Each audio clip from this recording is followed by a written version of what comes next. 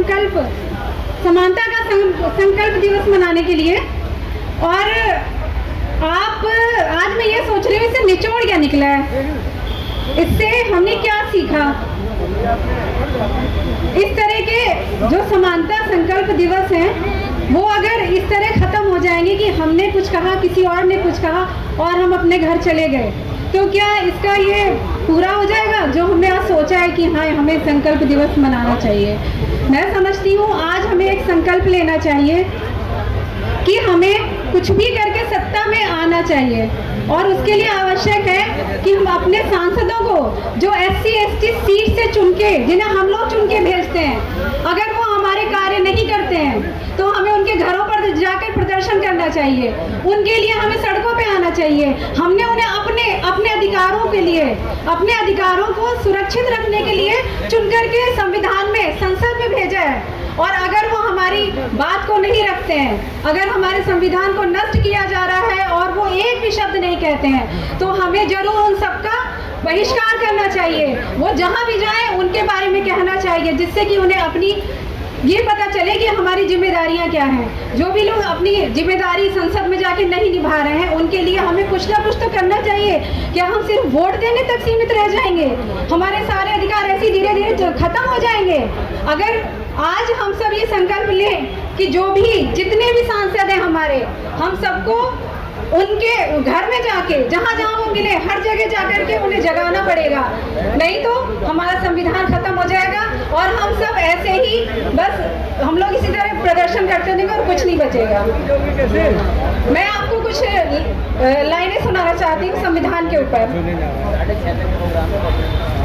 संविधान जो हमारा, संविधान ही सहारा, संविधान की बदौलत चलता है देश सारा। संविधान जो हमारा, संविधान ना बचा तो कुछ भी नहीं बचेगा, हम तुम नहीं बचेंगे, ये देश ना बचेगा। होगा गुलाम फिर से, होगा गुलाम फिर से ये देश जो हमारा। संविधान की बदौलत चलता है देश सारा। शैतान आ गए हैं संविधान को जलाने, हमने भी दिल में ठानी, हम भीम के दीवाने। शैतान आ गए हैं संविधान को जलाने, हमने भी दिल में ठानी, हम भीम के दीवाने। देना जवाब होगा, देना जवाब होगा, मिलकर उन्हें करारा। संविधान की बदौलत चलता है देश सारा। जय भीम, जय भारत। हम अच्छे स्कूल में पढ़े, पढ़ाई लिखाई की, आज नौकरी मिली है, आज हम ऊंची उड़ान उड़ रहे हैं, आज तो बाबा साहब के वजह से है। तो सारी लेडीज़ों ने अपने घर में अपने बच्चों को बाबा साहब के बारे में बताना चाहिए। लेडीज जागरूक होना चाहिए, ना कि इधर आके से बोल। घर में अपने बच्चों को बाबा साहब के बारे में बताना चाहिए, पंचशील के बारे में बताना चाहिए और बच्चों को पढ़ाई पे ध्यान देना चाहिए। घर की नारी सुशिक्षित होना चाहिए, अगर वो सुशिक्षित है तो आने वाली पीढ़ी हमारी सुशिक्षित होगी। और इसी बात में मैं अपने यही शब्द बोल के समाप्त करती हूँ। जय भीम, नमो बुद्धाय। सभी को जय भीम, नमो बुद्धाय, जय संविधान। मैं जय संविधान इसलिए कह रही हूँ क्योंकि महिलाओं को जो सारे अधिकार जो मिले वो संविधान से मिले, और हिंदू कोड बिल में बाबा साहब महिलाओं को लिए सारे अधिकार लिखे गए, इसलिए मैं जय संविधान कर रही हूँ। यहाँ पर जो आज का टॉपिक है समानता का, तो मुझे तो मैं काफ़ी टाइम पहले सुबह आ गई थी, लेकिन मुझे समानता कहीं नज़र नहीं आ रही थी, क्योंकि सारे पुरुष यहाँ पर बोल रहे थे और लेकिन महिलाएं कोई नहीं थी। अगर और जितने पुरुष यहाँ पर बैठे थे, अगर वो अपने साथ अपनी घर की पत्नी को, अपनी बेटियों को, घर से किसी ना किसी महिला को लेके आते तो समानता की बात होती। आप खुद उठे, तैयार हुए और जी चलो वहाँ प्रोग्राम में पहुँच गए। यहाँ आप सुनेंगे और इस कान से सुनेंगे, इधर से निकालेंगे, घर पहुँच जाएंगे। तो जो आंदोलन होना चाहिए प्रॉपर, वो नहीं हो रहा है। वो उसका एक ही कारण है, क्योंकि सिर्फ और सिर्फ पुरुष आगे आता है और अपनी घर की महिलाओं को घर में छोड़ कर आता है। वो आपकी जिम्मेदारी बनती है कि आप घर की महिलाओं को अपने साथ निकालें। मैं आज यहाँ पर खड़ी होकर जो बोल रही हूँ, मैं अपने हस्बैंड की वजह से बोल रही हूँ, क्योंकि मेरे हस्बैंड मुझे हमेशा अपने साथ ही लेके जाते थे। और मुझे 20-21 साल हो गए हैं फील्ड में काम करते हुए। मैं बामसेब के लिए, मैंने 19-20 साल बामसेब के लिए काम किया है। मैंने ग्राउंड लेवल पे काम किया है। तो ये आपकी जिम्मेदारी बनती है, आप कहीं भी मीटिंग में जाएं, कहीं संगठन से जुड़े हैं, वहाँ की जो विचारधारा है, जो फुले अम्बेडकरी विचारधारा है, आप उसको अपने घर में जाकर अपनी घर की जो महिलाएं उनसे शेयर करें। अगर वो उनसे शेयर करोगे तभी तो जान पाएंगे कि हमारे महापुरुषों ने हमारे लिए क्या किया था। अगर आज भी हम पढ़े लिखे किसी एक छोटी सी मीटिंग में बैठ के किसी से पूछ लें कि हमारे देश की पहली शिक्षिका कौन थी, तो किसी को नहीं मालूम पड़ता कि इस पहली शिक्षिका हमारे देश की कौन थी। कोई नहीं जानता कि सावित्रीबाई फुले ने हमारे लिए क्या किया था, पहला स्कूल खोलने वाली कौन महिला थी। तो ये जिम्मेदारी उन लोगों की बनती है जो अब महापुरुषों के बारे में जान चुके हैं या थोड़ा बहुत आंदोलन के बारे में जान चुके हैं, वो उस कार्य को आगे बढ़ाएं। तभी आपका हमारा जो फुले अम्बेडकरी जो मिशन है वो तभी सक्सेसफुल हो पाएगा।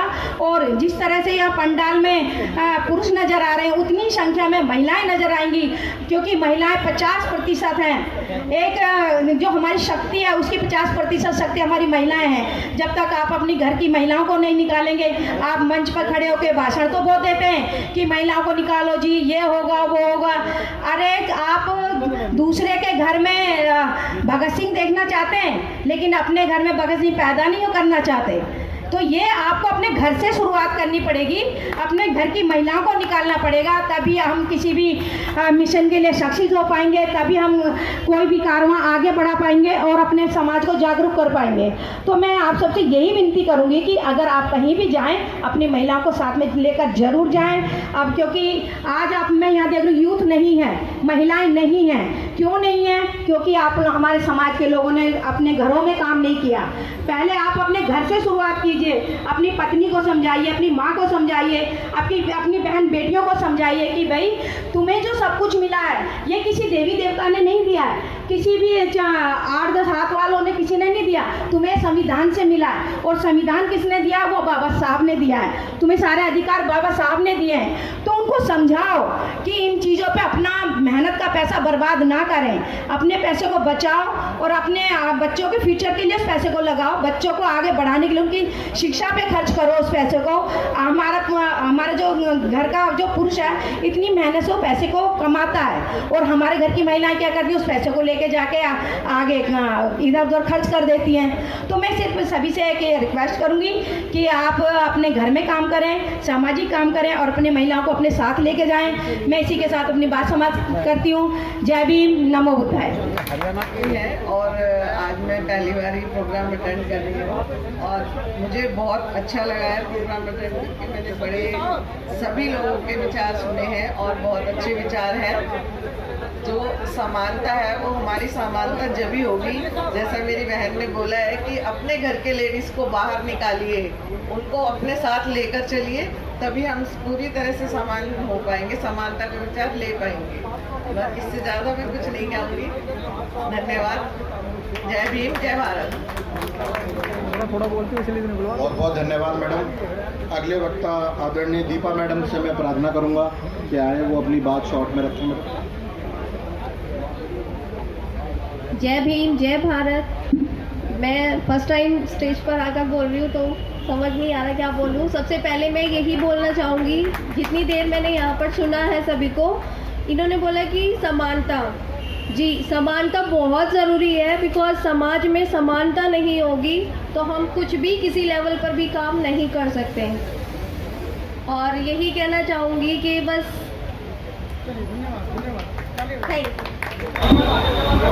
सर्वप्रथम महाकारुणिक तथागत सम्यक संबुद्ध एवं महामानव परम पूज्य बोधिसत्व डॉक्टर बाबा साहेब आम्बेडकर के चरणों में कोटि कोटि वंदन। समतामूलक समाज की प्रस्थापित करने के लिए अपने जीवन को समर्पित करने वाले सभी संतों महापुरुषों को मेरा शत शत नमन। आज ऐतिहासिक दिवस पर बहुजन परिवार की ओर से आयोजित कार्यक्रम में देश के विभिन्न क्षेत्रों से आए हुए मेरे सम्मानित साथियों, साथ ही दिल्ली एनसीआर से आए हुए मेरे सम्मानित साथीगणों को मेरा सादर जय भीम।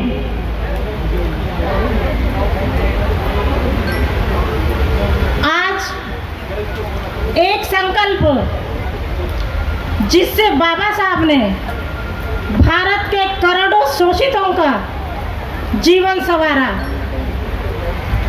किंतु आज करोड़ों लोग बाबा साहब का संकल्प पूरा करने में सफल नहीं हो पा रहे हैं। क्या कारण है? क्या कारण है कि हम करोड़ों की संख्या में होने के बाद भी बाबा साहब का सपना पूरा नहीं कर पा रहे हैं? इसके बहुत से कारण हैं, लेकिन मुझे जो मुख्य कारण नजर आता है वह है बहुजन समाज का असंगठित होना।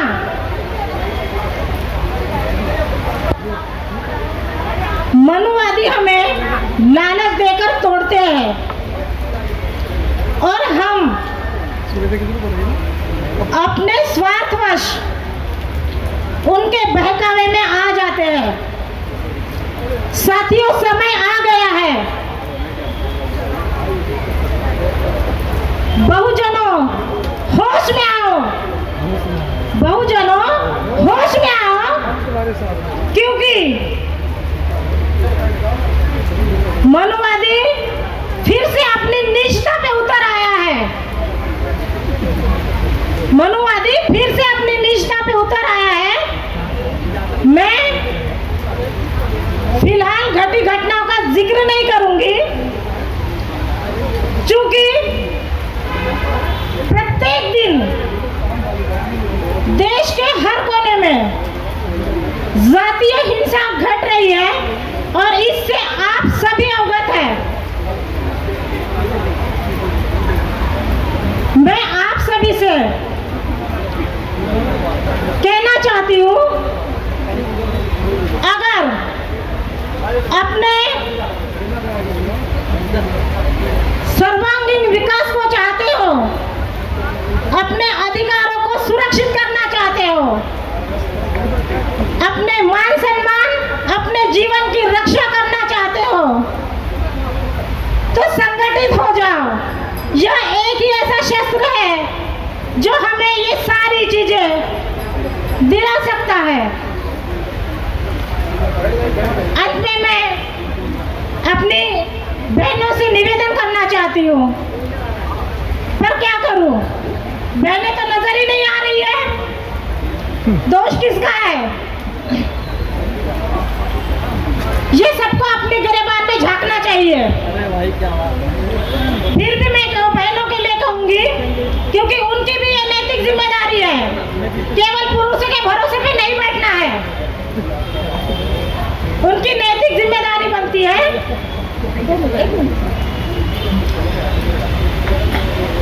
बहुत पूजले देवी देवता, बहुत पूजले देवी देवता बाबा साधु, अब तो जाग जाओ, अब तो जाग जाओ। सवाल तुम्हारे बच्चों का है, सवाल तुम्हारे बच्चों का है, हमारी आने वाली पीढ़ी का है। एक गुलाम महिला दूसरे गुलाम को पैदा करती है, एक स्वतंत्र महिला एक स्वतंत्र बालक को जन्म देती है। अगर चाहते हो आपके बच्चे आजाद पैदा हो, तो आपकी महिलाएं आजाद होनी चाहिए। शारीरिक गुलामी केवल शारीरिक तल पे नहीं होती, बौद्धिक तल और मानसिक तल पे भी होती है, और वो शारीरिक तल की गुलामी से कई ज्यादा भयावह होती है। आज भारत के बहुजन 60% बहुजन बौद्धिक और मानसिक गुलामी के शिकार है। और हमारा दायित्व बनता है, जो जागरूक है, हमारा दायित्व बनता है कि हम उन्हें जागरूक करें, निरंतर प्रयास करें। और यह जो आज समानता संकल्प दिवस पर हम यहाँ इकट्ठा हुए हैं, तो हमारा यह कार्य बनता है कि हम अगर इस कार्य को पूरा नहीं कर पाए तो इस तरह के आयोजनों का कोई लाभ नहीं। केवल बातचीत करके कार्य पूर्ण हो गया समझना हमारी बहुत बड़ी खुशफहमी है। हमें अपने स्टेट में जाकर अपने लेवल पर जमीनी स्तर पर कार्य करेगा, तभी ये कार्यक्रम उचित और संभव और साथ ही कहेंगे कि इसको सफल माना जाएगा। तो मैं अपनी बात को 2 लाइनों के साथ विराम दूंगी। मिटाओ जितना मिटा सको, मिटाओ जितना मिटा सको, मैं लकीर लंबी